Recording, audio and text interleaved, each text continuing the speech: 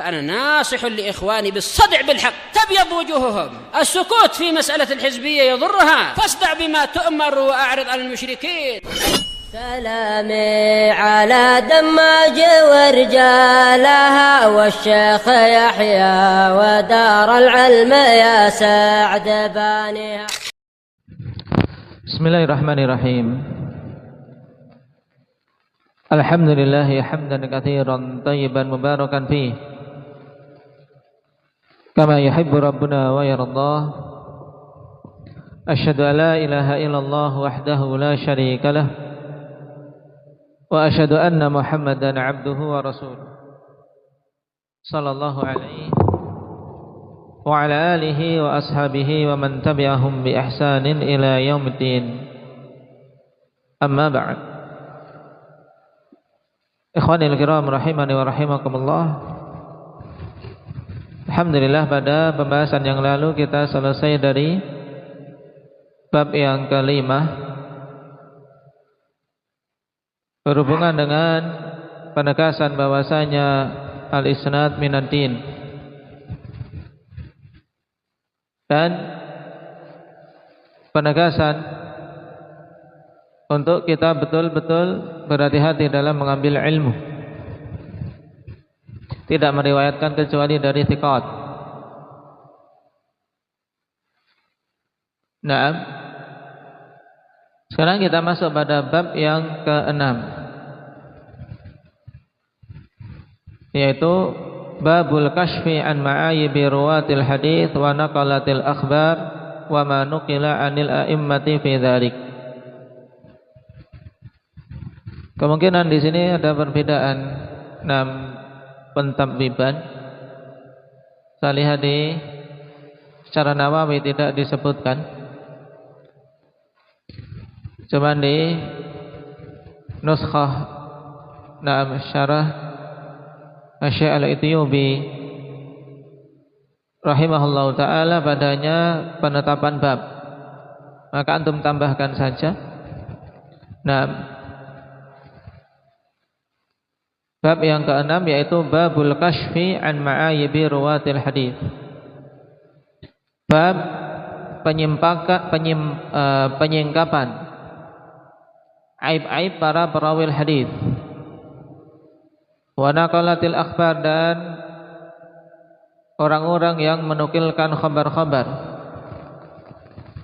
Wa ma nuqila 'anil a'immati fi dzalik, dan apa-apa yang dinukilkan dari para a'immah tentang hal tersebut. Bab ini dikhususkan, akhwan.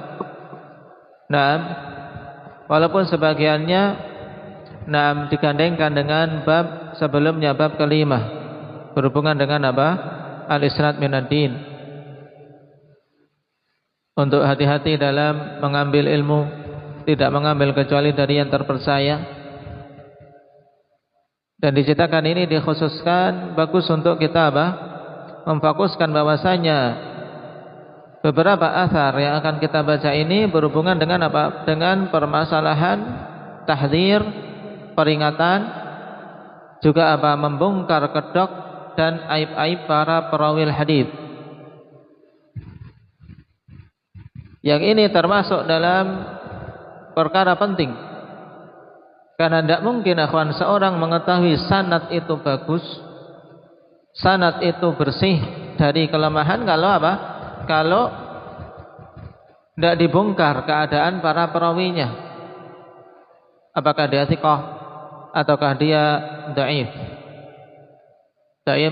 Pada bab ini akan dicontohkan kalam para salaf, di mana mereka membongkar kedok sebagian perawi-perawi hadis dan memperingatkan manusia untuk tidak mengambil darinya. Ini termasuk dalam kategori jihad, tasfiyah, untuk membersihkan jalur periwayatan dari mereka-mereka yang lemah, apalagi para pendusta, apalagi orang-orang yang memiliki akidah menyimpang yang akan memasukkan akidah tersebut dalam periwayatan yang dia sampaikan.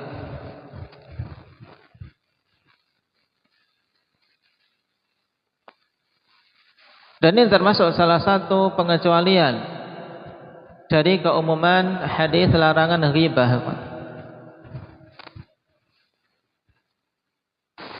Karena Rasul sallallahu alaihi wasallam telah menegaskan ketika bertanya kepada para sahabat, atadruna mal ghibah? Tahukah kalian apa itu ghibah? Kemudian ditegaskan oleh Nabi sallallahu alaihi wasallam, dzikruka akhaka bima yakrah. Engkau menyebutkan tentang saudaramu dengan apa yang dia benci, yang dia tidak sukai. Dan memang ada perkara itu pada saudaramu, kemudian engkau sebut kepada orang lain, kau bicarakan hal itu dengan orang lain yang seandainya saudaramu itu tahu dia akan membenci, tidak suka, jengkel, maka inilah ghibah. Dan ghibah termasuk salah satu dosa dari dosa-dosa besar. Bersamaan dengan mudahnya mulut-mulut banyak manusia terjatuh di dalamnya. Wa wal-'iyadzu billah, nasallallahu al-'afiyah. Nah, di antara perkara yang dikecualikan dari keumuman hadis tersebut adalah apa? Adalah ketika menjelaskan aib-aib perawi hadis. Kenapa? Karena di balik itu kemaslahatan yang besar. Dengannya terbongkar siapa-siapa yang harus ditinggalkan riwayatnya. Nah, inilah yang kemudian diistilahkan dengan al-jarh wa ta'dil.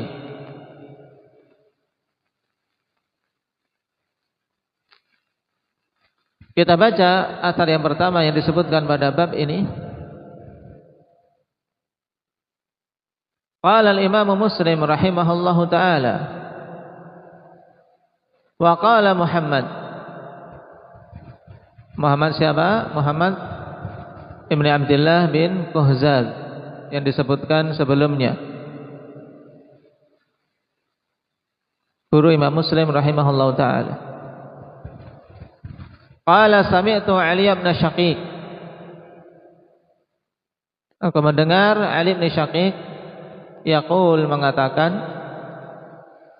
sami'tu Abdullah ibn al-Mubarak yaqulu ala ru'usin nas.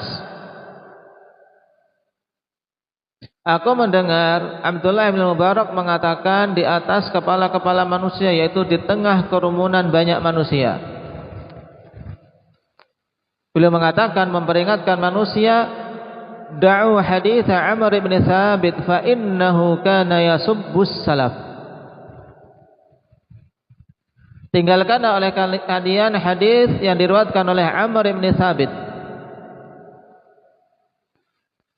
Kenapa kok ditinggalkan? Fa innahu kana yasubbus salaf, karena sungguhnya dia itu dulu apa? Dia itu seorang yang apa? Yang mencela salaf. Itu mencaci, mencela sahabat ridwanullah alaihim. Ini termasuk tahdzir yang keras dan jarah yang apa? Mufassar. Yaitu jarah penjelasan tentang cacat seseorang, aib seseorang, sehingga manusia diperintahkan untuk meninggalkan apa yang dia bawa berupa periwayatan dengan menyebutkan alasan secara rinci. Diberi apa? Tafsir, diberi penjelasan. Kenapa kok kita diperintahkan meninggalkan hadits Amr bin Thabit? Kata beliau, sebabnya karena dia yasubbus salaf. Dia itu mencela para salaf. Yang ini merupakan salah satu alamat pokok dari alamat ahlil bid'ah. Sebelum kita membahas tentang matan dari asar ini, ikhwan, perawi yang belum kita lewati dari pembahasan sebelumnya yaitu Ali bin Syaqiq. Adapun Muhammad bin Abdullah bin Kuhzad ini telah berkali-kali kita lewati dalam asar Ibn Mubarak sebelumnya. Tentang Ali bin Syaqiq ini,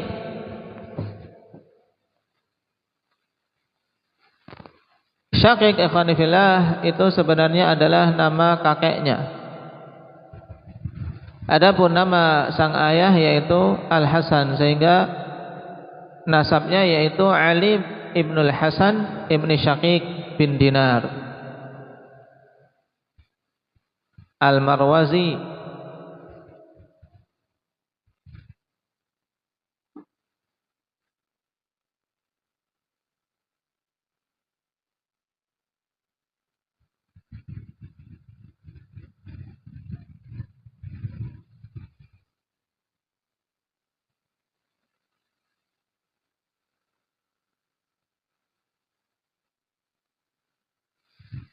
Beliau meriwayatkan dari Abdullah bin Mubarak,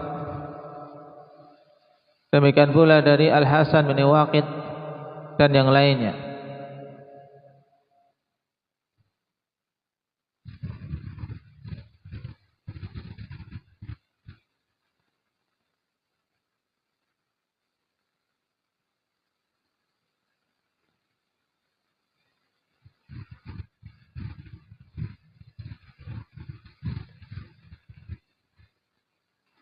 Dan sebagian ikhwani fillah menuduh beliau dengan irja', dengan pemahaman Murji'ah.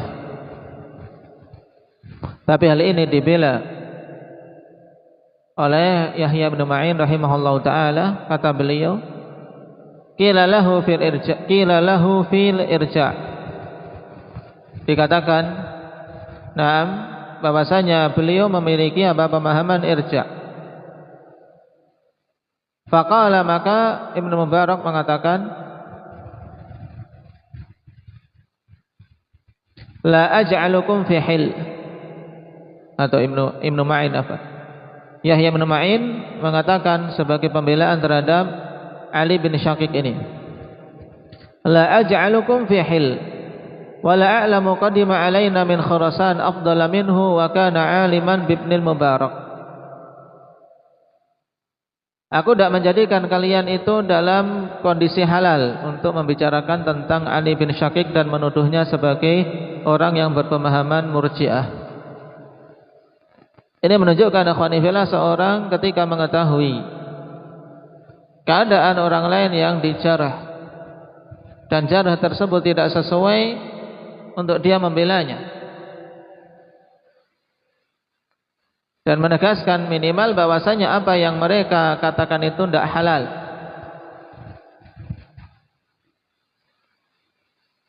Tidaklah aku mengetahui ada orang yang tiba menemui kami dari negeri Khurasan yang lebih utama dari beliau, dan adalah beliau seorang yang berilmu tentang Abdullah bin Mubarak, dalam artian seorang perawi yang banyak meriwayatkan dari Abdullah bin Mubarak rahimahullah ta'ala.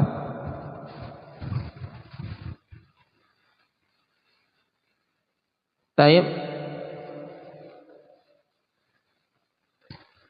Dan Imam Ahmad rahimahullah ta'ala memberikan penjelasan tentang tuduhan irja' tersebut dengan penjelasan yang lebih rinci, yaitu dari riwayat Abu Dawud dari Imam Ahmad, lam yakun bihi ba'sun illa annahum takallamu fihi fil irja' wa qad raja'a anhu. Nah, beliau tidak mengapa, jadi riwayatnya diterima. Hanya saja orang-orang membicarakan dia bahwasanya padanya ada pemahaman irja', tapi beliau telah rujuk darinya. Nah ini.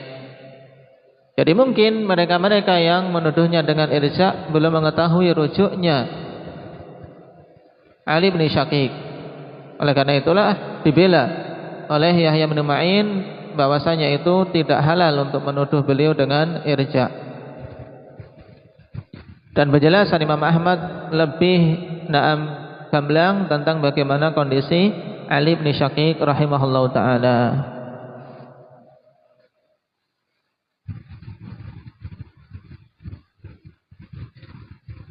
Dan beliau termasuk perawi yang paling kuat meriwayatkan dari kitab-kitab Ibnu Mubarak, ikhwan. Dikatakan oleh Al-Abbas Ibnu Mus'ab, kana jami'an wa kana min ahfadhihim li kutubi Ibnu Mubarak fi katsirin min rijalih. sehingga memiliki peranan penting dalam riwayat Abdullah ibn Mubarak, termasuk dari deretan orang yang paling menghafal kitab-kitab Ibnul Mubarak rahimahullah. Ini Ali bin Syaqiq, yang menunjukkan akhwani fillah bahwasanya para imam pun tidak selamat dari ketergelinciran, tapi sebaik-baik seorang yang tergelincir untuk segera dia kembali kepada kebenaran.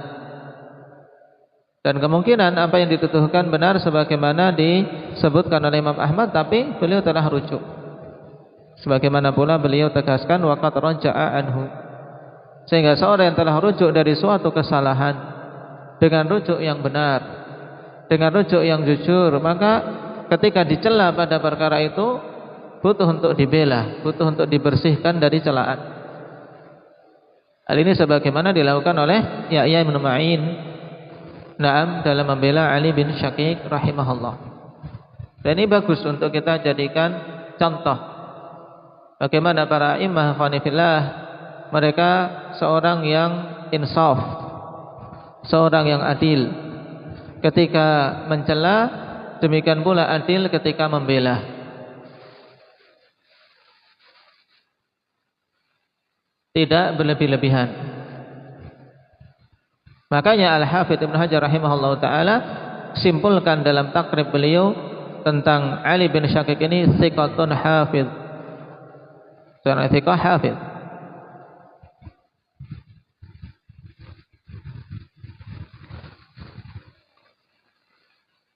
Sami'tu Abdullah ibn al-Mubarak rahimahullah ta'ala yaqulu ala ru'usin nas. Aku mendengar Abdullah Ibn Mubarak rahimahullah ta'ala mengatakan di atas kumpulan manusia, yaitu beliau melakukan itu, mengatakan hal tersebut secara alaniyah, secara terang-terangan, tidak disembunyikan. Baik.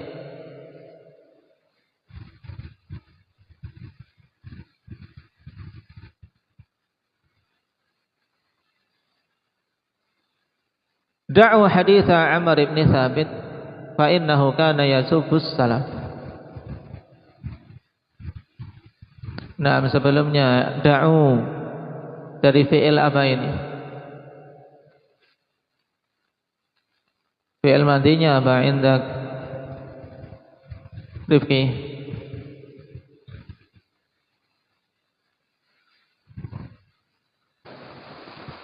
Tayyib, dari fi'il wada'a yada'u, kemudian amarnya da'.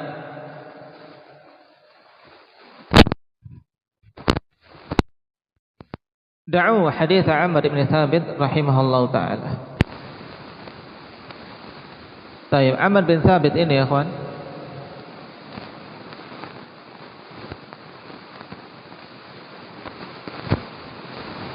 seorang Kufi,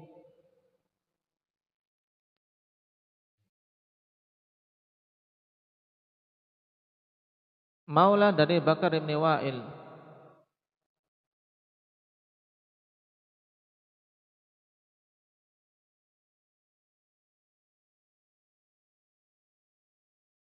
Selain Abdullah bin Mubarak rahimahullah ta'ala yang menyeru manusia untuk meninggalkan riwayatnya, bahkan juga diriwayatkan bahwasanya Ibnu Mubarak lam yusalli alaihi, tidak mau menyolatinya ketika mati.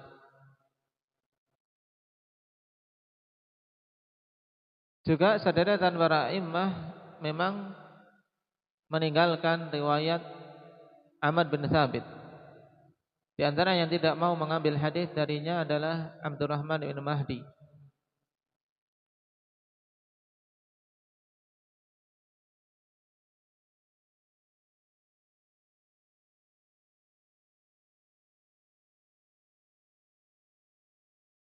Dan Yahya bin Ma'in rahimahullah ta'ala mengatakan huwa ghairu thiqah.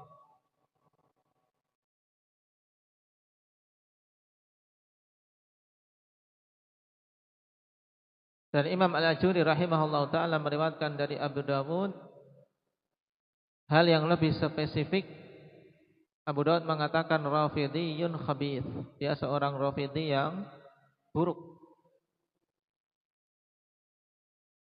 Nah, yang dalam tempat yang lain mengatakan rajulun qala lamma mata Nabi sallallahu alaihi wasallam kafaran nas illa khamsah. Ini tentunya fatal ya. Dan ini sebagai penjelas kenapa Abdullah bin Mubarak rahimahullahu taala mengatakan bahwasanya Amr bin Thabit kana yasubbus salaf. Adalah dia dulu orang yang mencela salaf. Ini jelas dalam keterangan Imam Abu Dawud rahimahullahu taala. Kenapa? Karena tatkala Rasulullah sallallahu alaihi wasallam meninggal, menurut Amr bin Syakik ini kafaran nas. Ya. Amr bin Thabit mengatakan lama matan Nabi sallallahu alaihi wasallam kafaran nas illa khamsah. Tatkala Nabi sallallahu alaihi wasallam wafat, manusia semuanya kafir, murtad kecuali 5 orang saja. Ini tentunya celaan yang luar biasa terhadap para sahabat radhiyallahu alaihim, dan ini pemahaman apa? Pemahaman siapa ini? Apa Mujahid? Pemahaman Rafidhah. Baik. Pemahaman Rafidhah. Oleh karena itulah Imam Nasai rahimahullah taala mengatakan matrukul hadits, hadisnya ditinggalkan.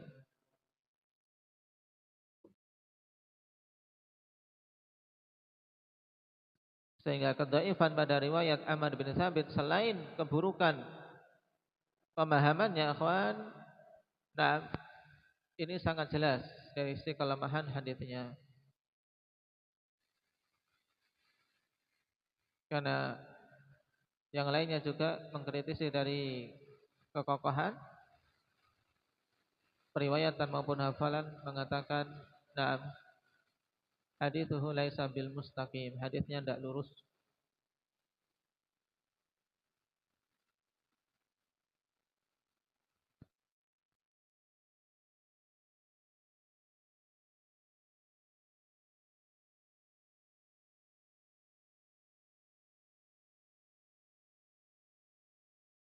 Dan dia mati dalam masa khilafah Harun ar-Rasyid rahimahullahu taala.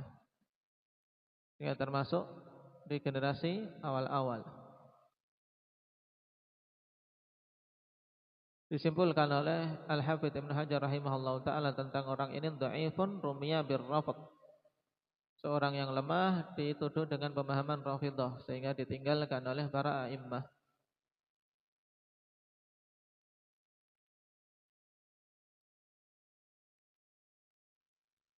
Berhubungan dengan faedah dari athar ini, akhwani fillah, jelas bagaimana Abdullah bin Mubarak rahimahullahu taala jadikan pemahaman seseorang dari sisi akidah ini sebagai salah satu hal yang menjatuhkan pemiliknya. Dan di antara hal fatal yang menjadi alamat sangat jelas tentang buruknya akidah adalah pencelaan terhadap para salaf. Dan maksud kana yasubbus salaf di sini sangat jelas, yang dimaksud adalah sahabat radhiyallahu alaihim. Karena dia mengkafirkan para sahabat kecuali 5 saja. Dan secara tegas dalam riwayat yang lain disebutkan oleh para imam kana yanalu min Utsman, yaitu mencela Utsman secara khusus. Dan ini memang alamat yang sangat jelas pada ahli ahwa, akhwan. Sebagaimana datang pernyataan para a'immah yang lain tentang hal tersebut. Di antaranya kalimat yang masyhur dari Imam Abu Hatim Ar-Razi rahimahullahu taala. Ini ditambahkan Alamatu ahlil bid'ah al-waqi'atu fi ahlil athar. Ini kalimat masyhur, diingat-ingat. Bahwasanya alamat ahlil bid'ah adalah al-waqi'ah fi ahlil athar. Dia mencela orang-orang yang mengikuti sunnah, orang-orang yang mengikuti athar Nabi sallallahu alaihi wasallam. Dan ini berlaku pada keseluruhan ahli bidah, ikhwan. Diakui atau tidak, mesti mereka ada rasa benci terhadap ahli sunnah, ahli hadis. Sebagaimana pula kalimat yang bagus dari Ahmad bin Sinan Al-Qattan.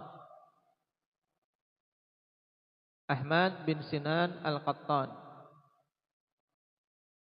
qal laisa fid dunya mubtadi'un illa wa huwa yubghidhu ahlal hadis.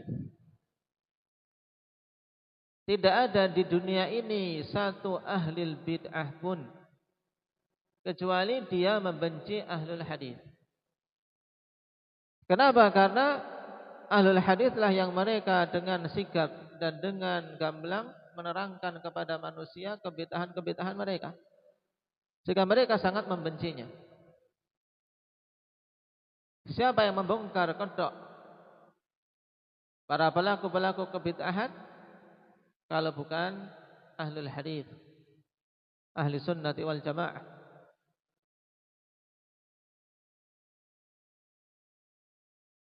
Dan celaan-celaan yang diberikan oleh ahlul bid'ah banyak, ikhwan. Mulai dari mencela kepada person, kepada para ulama-ulama Islam, kepada para imam, dan contoh di sini sangat jelas mencela sahabat.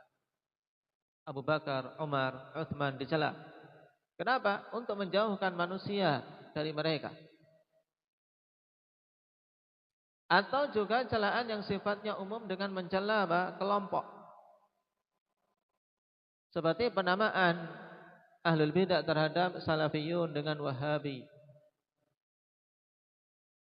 Nah, ini upaya untuk memperburuk citra mereka dan membuat manusia takut.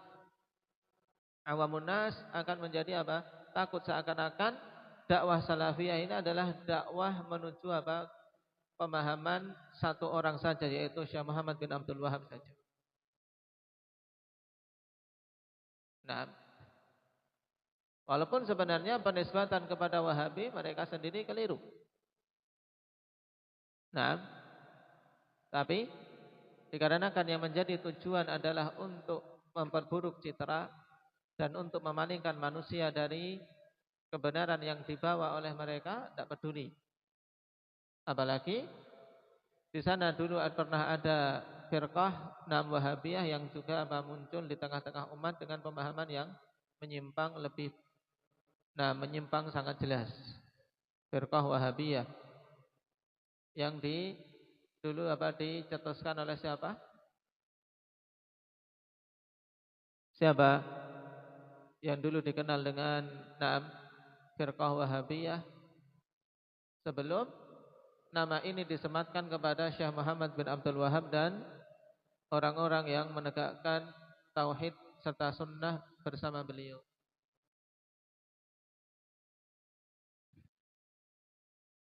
Nah, firqah yang dulu dimunculkan oleh Abdul Wahab bin Rustum yang pemahamannya sangat menyimpang, Pak.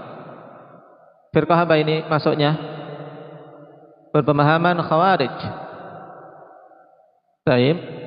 Nah, kemudian untuk membuat benang merah dengan ini dan agar manusia takut, maka dinamakan gerakan pembaharuan untuk mengembalikan manusia kepada pemahaman salaf yang dikobarkan dulu oleh Syekh Muhammad bin Abdul Wahab rahimahullah ta'ala dengan nama ini, Wahabi. Dan ini biasa. Nah, ahlul bidah akhwani fillah memunculkan nama-nama yang buruk, dan ini sebagai bentuk apa? Waqi'ah terhadap mereka. Celaan, menjauhkan manusia dari mereka.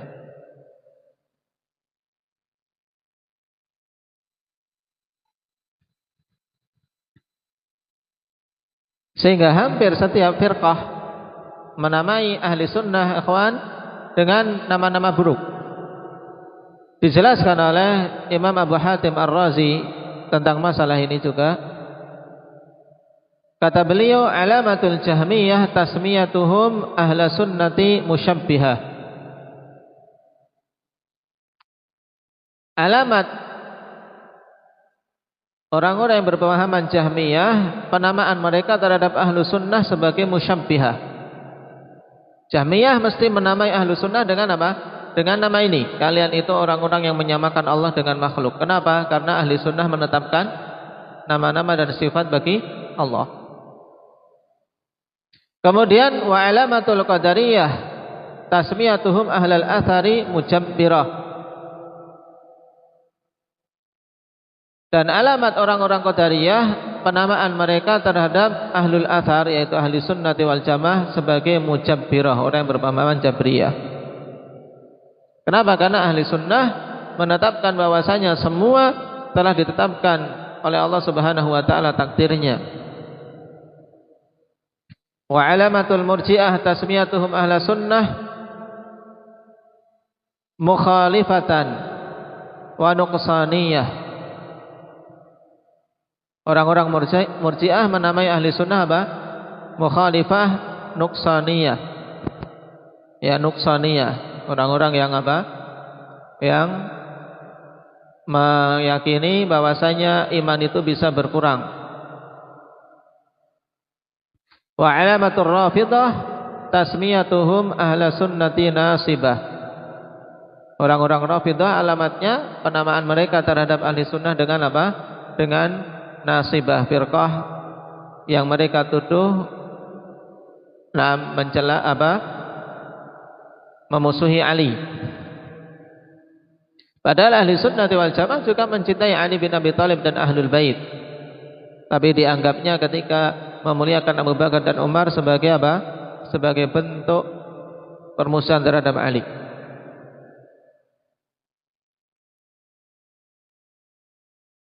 Kemudian ditegaskan oleh Imam Abu Hatim Ar-Razi, wala yalhaqu ahla sunnati illa ismun wahidun wa yastahilu an tajma'ahum hadhil asma'.